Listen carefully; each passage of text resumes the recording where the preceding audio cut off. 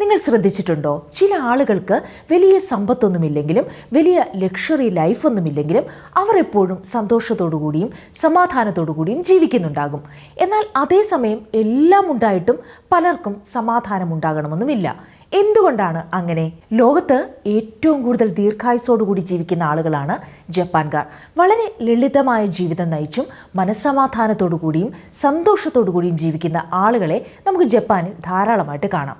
അതിന് കാരണം അവർക്ക് ഒരു ലക്ഷറി ലൈഫോ എല്ലാവിധ സൗകര്യങ്ങളോ ഉള്ളതുകൊണ്ടല്ല, മറിച്ച് അവരുടെ ചെറിയ ജീവിതത്തിൽ ഓരോ ദിവസവും അവർ പാലിക്കുന്ന ചില ചെറിയ ചെറിയ ശീലങ്ങളാണ്.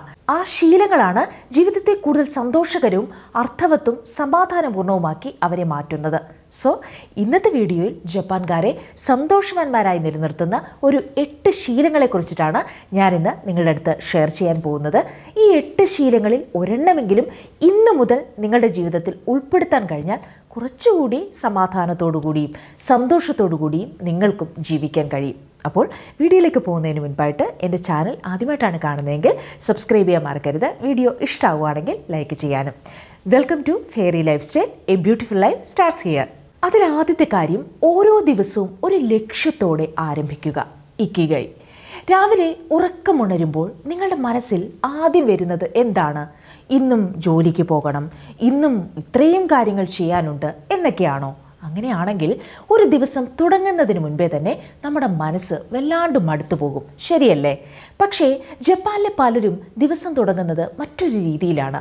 അവർ എഴുന്നേൽക്കുമ്പോൾ ആദ്യം സ്വയം ഒരു ചെറിയ ചോദ്യം ചോദിക്കും. ഇന്ന് ഞാൻ സന്തോഷത്തോടെ ചെയ്യാൻ പോകുന്ന ഒരു കാര്യം എന്താണ്? ജപ്പാനിൽ ഈ ജീവിത രീതിയെ ഇക്കിഗൈ എന്നാണ് വിളിക്കുന്നത്. അതായത് ഓരോ ദിവസവും ജീവിക്കാൻ ഒരു ചെറിയ കാരണം കണ്ടെത്തുക. ആ കാരണം വലിയ ഒന്നായിരിക്കണമെന്നൊന്നുമില്ല. ചിലപ്പോൾ ഇന്ന് എൻ്റെ പൂന്തോട്ടത്തിൽ ചെടികൾക്കൊക്കെ കുറച്ച് വളമിടണം, അവയൊക്കെ നന്നായിട്ട് നനയ്ക്കണം എന്നായിരിക്കാം. അതല്ലെങ്കിൽ ഇന്ന് പുതുതായിട്ട് എന്തെങ്കിലും പഠിക്കണം എന്നുള്ളതായിരിക്കാം. അതല്ലെങ്കിൽ ആരോഗ്യം നോക്കണം, അരമണിക്കൂർ ഇന്ന് നടക്കണം എന്നുള്ളതായിരിക്കാം. ഇനി അതുമല്ല എങ്കിൽ കുറച്ച് സമയം പുസ്തകം വായിക്കണം എന്നുള്ളതായിരിക്കാം. ഇതുപോലെയുള്ള ചെറിയ ചെറിയ ലക്ഷ്യങ്ങൾ മതിയാകും ഓരോ ദിവസത്തെയും നിറയ്ക്കുവാനായിട്ട്. നിങ്ങളും നാളെ രാവിലെ മുതൽ ഒരു പരീക്ഷണം നടത്തി നോക്കൂ. ഉറക്കമുണർന്ന ഉടനെ സ്വയം ചോദിക്കുക, ഇന്ന് ഞാൻ സന്തോഷത്തോടെ പൂർത്തിയാക്കാൻ പോകുന്ന ഒരു കാര്യം എന്താണ്? അത് എത്ര ചെറിയ കാര്യമാണെങ്കിലും മതി. ദിവസത്തിൻ്റെ അവസാനം അത് പൂർത്തിയാക്കിയാൽ നിങ്ങൾക്കൊരു പ്രത്യേക സംതൃപ്തി ലഭിക്കുന്നതായിരിക്കും. ജപ്പാൻകാരുടെ സന്തോഷത്തിൻ്റെ തുടക്കം പലപ്പോഴും ഇത്തരത്തിലുള്ള ചെറിയ ലക്ഷ്യങ്ങളിൽ നിന്നാണ്, വലിയ വിജയങ്ങളിൽ നിന്നല്ല. ഇനി രണ്ടാമത്തെ ഒരു ശീലമെന്ന് പറയുന്നത് എല്ലാ ദിവസവും നന്ദി പറയാൻ പഠിക്കുക. നിങ്ങൾ ശ്രദ്ധിച്ചിട്ടുണ്ടോ, നമ്മളിൽ പലരും ഇല്ലാത്ത കാര്യങ്ങളെക്കുറിച്ചിട്ടാണ് കൂടുതൽ ചിന്തിക്കുന്നത്. നല്ലൊരു വീട് വേണം, കൂടുതൽ പണം വേണം, നല്ല ജോലി വേണം, ജീവിതത്തിൽ എന്തോ കുറവാണെന്ന് നമ്മൾ എപ്പോഴും ഓർത്തുകൊണ്ടേയിരിക്കും. പക്ഷേ ജപ്പാൻകാരുടെ ഈ ഒരു ചെറിയ ശീലം ഈ ചിന്തയെ മാറ്റിമറിക്കുന്നതാണ്. അവർ ദിവസവും കുറച്ച് നിമിഷമെങ്കിലും തങ്ങൾക്ക് ഇതിനകം ലഭിച്ചിട്ടുള്ള നല്ല കാര്യങ്ങളെ ഓർക്കാൻ സമയം കണ്ടെത്തും. എല്ലാത്തിനും ഒരു ഗ്രാറ്റിറ്റ്യൂഡ് ഉള്ളവരായിരിക്കും. അതാണ് അവരുടെ മനസ്സിന് ഒരു ശാന്തത നൽകുന്നത്. ഉദാഹരണത്തിന്, ഇന്ന് എൻ്റെ കുടുംബം എൻ്റെ ഒപ്പം ഉണ്ടല്ലോ, അല്ലെങ്കിൽ എനിക്ക് നടക്കാനുള്ള ആരോഗ്യമുള്ള ഒരു ശരീരമുണ്ടല്ലോ, ഇന്ന് എനിക്ക് ഇഷ്ടപ്പെട്ട ഭക്ഷണം കഴിക്കാൻ കഴിഞ്ഞല്ലോ, ഇന്ന് മഴ പെയ്തതുകൊണ്ട് നല്ല തണുപ്പുണ്ടല്ലോ, അല്ലെങ്കിൽ ഇന്ന് എൻ്റെ ഒരു സുഹൃത്ത് എന്നെ ഒന്ന് വിളിച്ചല്ലോ. ഇങ്ങനെയുള്ള ചെറിയ ചെറിയ കാര്യങ്ങൾക്ക് പോലും അവർ മനസ്സുകൊണ്ട് നന്ദി പറയും. ആദ്യം കേൾക്കുമ്പോൾ ഇത് നമുക്കൊരു ചെറിയ കാര്യമാണെന്ന് തോന്നാം. പക്ഷേ നമ്മുടെ മനസ്സ് ഏത് കാര്യത്തിലാണ് കൂടുതൽ ശ്രദ്ധിക്കുന്നത്, അതാണ് നമ്മുടെ സന്തോഷത്തെയും ദുഃഖത്തെയും തീരുമാനിക്കുന്നത്. ഇല്ലാത്ത കാര്യങ്ങളിലേക്ക് മാത്രം നോക്കിയാൽ ജീവിതം എപ്പോഴും അപൂർണമായി തോന്നും. എന്നാൽ നമുക്കുള്ള കാര്യങ്ങളെക്കുറിച്ച് സംതൃപ്തിയോടെ തിരിച്ചറിയാൻ തുടങ്ങിയാൽ ആ ജീവിതം തന്നെ കൂടുതൽ മനോഹരമായി തോന്നും. ഇന്ന് രാത്രി ഉറങ്ങാൻ പോകുന്നതിന് മുൻപ് ഒരു ചെറിയ പരീക്ഷണം ചെയ്തു നോക്കുക. ഇന്ന് നിങ്ങളുടെ ജീവിതത്തിൽ നടന്ന 3 കാര്യങ്ങൾ ഓർത്തു നോക്കുക. വളരെ ചെറിയ കാര്യങ്ങളാണെങ്കിലും മതി. അത് മനസ്സിൽ പറഞ്ഞാലും മതി. അതല്ല എന്നുണ്ടെങ്കിൽ നിങ്ങൾക്കൊരു ഡയറിയിൽ എഴുതാം. ഈ ശീലം ഒരാഴ്ച തുടർന്ന് നോക്കുക. ജീവിതത്തിലെ പ്രശ്നങ്ങൾ ഒരുപക്ഷെ ഉടനെ ഒന്നും മാറണമെന്നില്ല, പക്ഷേ അവയെ കാണുന്ന നിങ്ങളുടെ ഒരു മനോഭാവം മാറാൻ തുടങ്ങും. അങ്ങനെ ചെയ്താൽ എല്ലാം ഉടനടി അങ്ങ് മാറി മറിയും എന്നൊന്നുമല്ല. ജീവിതത്തിലെ പ്രശ്നങ്ങൾ ഉടനെ ഒന്നും മാറണമെന്നുമില്ല, പക്ഷേ അവയൊക്കെ കാണുന്ന നമ്മുടെ മനോഭാവം മാറാൻ തുടങ്ങും. പല ജപ്പാൻകാരുടെയും സന്തോഷത്തിൻ്റെ മറ്റൊരു രഹസ്യം ഇതാണ്. ഇനി മൂന്നാമത്തെ അവരുടെ ശീലമെന്ന് പറയുന്നത് മറ്റുള്ളവരുടെ മനസ്സ് മനസ്സിലാക്കാൻ ശ്രമിക്കുക. ഒമയ്യരി. ഒരു ദിവസം നിങ്ങൾ ആരോടെങ്കിലും ദേഷ്യപ്പെട്ടിട്ടുണ്ടോ? അല്ലെങ്കിൽ ഒരാൾ നിങ്ങളോട് മോശമായി സംസാരിച്ചാൽ, അല്ലെങ്കിൽ നിങ്ങളെ അവഗണിച്ചാൽ നിങ്ങളിൽ പലരും ഉടനെ പ്രതികരിക്കും. പക്ഷേ ജപ്പാൻകാരുടെ ഒരു ശീലമുണ്ട്. ഇവിടെയാണ് അവരെ വ്യത്യസ്തരാക്കുന്നത്. അവർ ആദ്യം ഒരു നിമിഷം ചിന്തിക്കും, ഇയാൾ ഇന്നിങ്ങനെ പെരുമാറാൻ എന്തെങ്കിലും കാരണമുണ്ടാകുമോ? ഈ ചിന്തയാണ് ജപ്പാനിൽ ഒമയ്യരി എന്നറിയപ്പെടുന്നത്. അതായത് മറ്റൊരാളുടെ മനസ്സ് മനസ്സിലാക്കാൻ ശ്രമിക്കുക. ഉദാഹരണത്തിന്, ഇന്ന് ഓഫീസിൽ ഒരാൾ നിങ്ങളോട് ചിരിച്ചില്ലെങ്കിൽ അയാൾക്ക് എന്നെ ഇഷ്ടമല്ല എന്ന് കരുതുന്നതിന് പകരം ഒരുപക്ഷെ അദ്ദേഹത്തിന് ഇന്ന് എന്തെങ്കിലും വിഷമമുണ്ടായിരിക്കും എന്ന് ചിന്തിക്കുക. വീട്ടിലൊരാൾ പെട്ടെന്ന് ദേഷ്യപ്പെട്ടാൽ തിരിച്ചും ദേഷ്യപ്പെടുന്നതിന് പകരം ഇന്ന് അദ്ദേഹത്തിന്റെ ദിവസം ശരിയല്ലായിരിക്കാം എന്ന് ഒരു നിമിഷം ആലോചിക്കുക. ഇതുകൊണ്ട് എല്ലാ ആളുകളും ശരിയാണെന്ന് അർത്ഥമില്ല. പക്ഷേ എല്ലാ കാര്യത്തിനും ഉടൻ പ്രതികരിക്കാതെ ആദ്യം മനസ്സിലാക്കാൻ ശ്രമിക്കുമ്പോൾ നമ്മുടെ മനസ്സിനാണ് കൂടുതൽ സമാധാനം ലഭിക്കുന്നത്. അങ്ങനെ ചെയ്യുമ്പോൾ അനാവശ്യമായ വഴക്കുകളും മാനസിക സമ്മർദ്ദവും കുറയാൻ തുടങ്ങും. നിങ്ങളും നാളെ മുതൽ ഇതൊന്ന് പരീക്ഷിച്ചു നോക്കുക. ആരെങ്കിലും നിങ്ങളെ വിഷമിപ്പിച്ചാൽ ഉടനെ മറുപടി പറയുന്നതിന് മുൻപ് വെറും 10 സെക്കൻഡ് മാത്രം ഒന്ന് ചിന്തിക്കുക. ഒരുപക്ഷെ ഈ വ്യക്തിക്കും ഇന്ന് എന്തെങ്കിലും ബുദ്ധിമുട്ടുണ്ടായിരിക്കാം. ഈ ഒരു ചിന്ത മാത്രം പല ബന്ധങ്ങളും രക്ഷിക്കാൻ സഹായകമാകും. എല്ലാ സമയത്തും ശരിയാക്കാൻ ശ്രമിക്കുന്നതിനേക്കാൾ ചില സമയങ്ങളിൽ മനസ്സിലാക്കാൻ ശ്രമിക്കുന്നതിനാണ് കൂടുതൽ സന്തോഷം നൽകുന്നത്. ജപ്പാൻകാരുടെ ജീവിതത്തിലെ ഏറ്റവും മനോഹരമായ ശീലങ്ങളിൽ ഒന്നാണിത്. ഇനി 4ാമത്തെ അവരുടെ ഒരു ശീലമെന്ന് പറയുന്നത് നിങ്ങളുടെ ചുറ്റുപാടുകൾ വൃത്തിയായും ക്രമമായും സൂക്ഷിക്കുക എന്നുള്ളതാണ്. നിങ്ങൾ ഒരു കാര്യം ശ്രദ്ധിച്ചിട്ടുണ്ടോ? വീട് മുഴുവൻ അലങ്കോലമായി കിടക്കുമ്പോൾ മനസ്സിനും എന്തോ ഒരു അസ്വസ്ഥത തോന്നാറുണ്ട്. എന്ത് ചെയ്യണമെന്നറിയാതെ ഒരു മടിയും ക്ഷീണവും ഒക്കെ നമുക്ക് അനുഭവപ്പെടും. പക്ഷേ അതേ വീട് വൃത്തിയായും ക്രമമായും ഒക്കെ ഇരിക്കുമ്പോൾ മനസ്സിനും ഒരു പ്രത്യേക സമാധാനം ലഭിക്കും. അതുകൊണ്ടാണ് ജപ്പാൻകാരിൽ പലരും എത്ര തിരക്കുള്ള ദിവസമായാലും അവരുടെ വീടും പരിസരവും ജോലിസ്ഥലവും ഒക്കെ വൃത്തിയായും ക്രമമായും സൂക്ഷിക്കാൻ ശ്രമിക്കുന്നത്. അവർ വിശ്വസിക്കുന്നത് വൃത്തിയുള്ള ചുറ്റുപാടുകൾ മനസ്സിനെയും വൃത്തിയുള്ളതാക്കും എന്നാണ്. ഉദാഹരണത്തിന്, രാവിലെ എഴുന്നേറ്റ ഉടനെ കിടക്ക ഒന്ന് നേരെയാക്കുക, ഉപയോഗിച്ച പാത്രങ്ങൾ ഉടനെ കഴുകി വെക്കുക, ഒരു പുസ്തകം എടുത്താൽ വായിച്ചു കഴിഞ്ഞ് അതിൻ്റെ സ്ഥാനത്ത് തന്നെ തിരിച്ചു വെക്കുക, പുറത്തുനിന്ന് വന്നാൽ ഉടനെ തന്നെ ചെരുപ്പുകൾ ക്രമമായി വെക്കുക, ദിവസവും വെറും 5 മിനിറ്റ് മാത്രം ചെലവഴിച്ച് വീടൊന്ന് ഒതുക്കി വെക്കുക. ഈ ചെറിയ ശീലങ്ങളാണ് പിന്നീട് വലിയ മാറ്റങ്ങൾ ഉണ്ടാക്കുന്നത്. ആദ്യം ഇത് വെറും വൃത്തിയുടെ കാര്യമാണെന്ന് നമുക്ക് തോന്നും. പക്ഷേ ദിവസവും വൃത്തിയുള്ള ഒരു വീട്ടിലേക്ക് കയറുമ്പോൾ കിട്ടുന്ന ഒരു സമാധാനം അത് അനുഭവിച്ചാലേ മനസ്സിലാവുകയുള്ളൂ.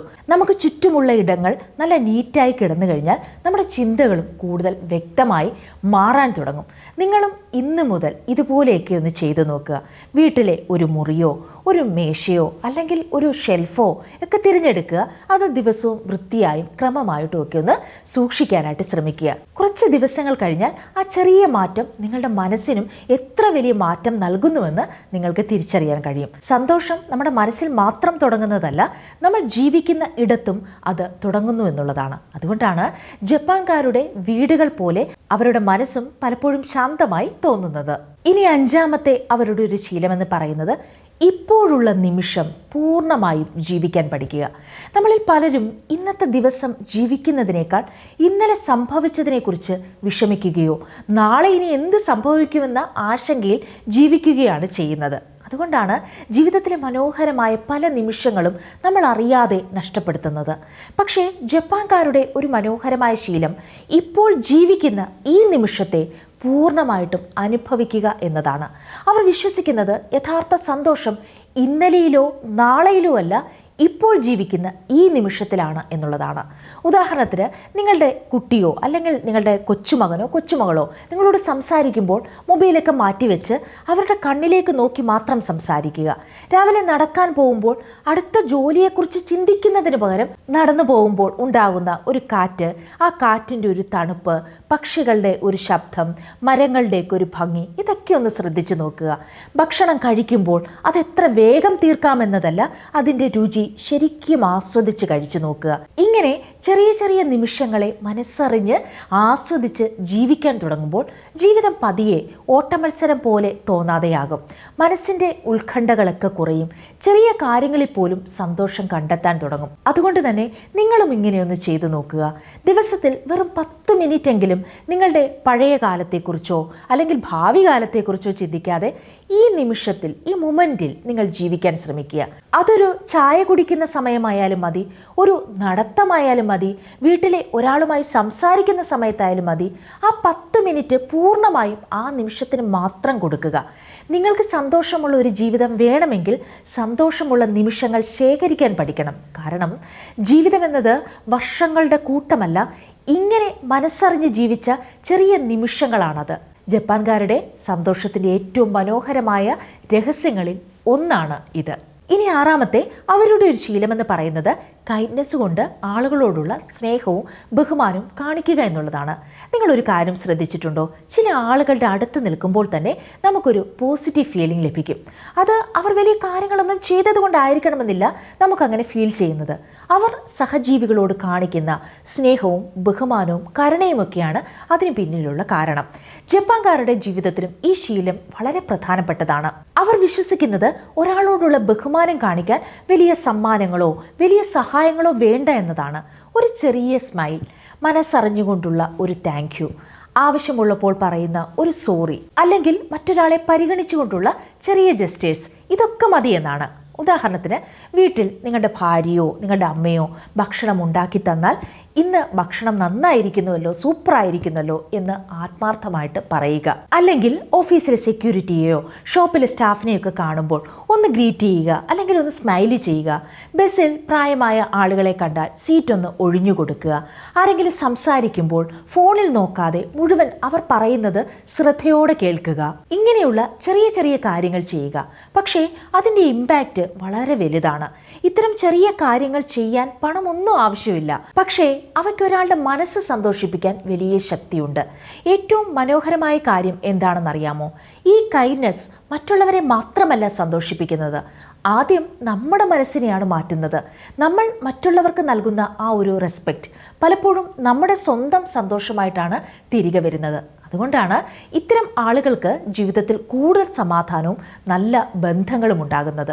നിങ്ങളും ഇന്നു മുതൽ ഒരു ചെറിയ ചലഞ്ച് എടുത്തു നോക്കുക. ദിവസവും ഒരാൾക്കെങ്കിലും ഒരു ജെനുവിൻ കോംപ്ലിമെൻ്റ് കൊടുക്കുക, അല്ലെങ്കിൽ ഒരു ചെറിയ ഹെൽപ്പ് ചെയ്യുക, അല്ലെങ്കിൽ ആത്മാർത്ഥമായിട്ട് താങ്ക് യു പറയുക.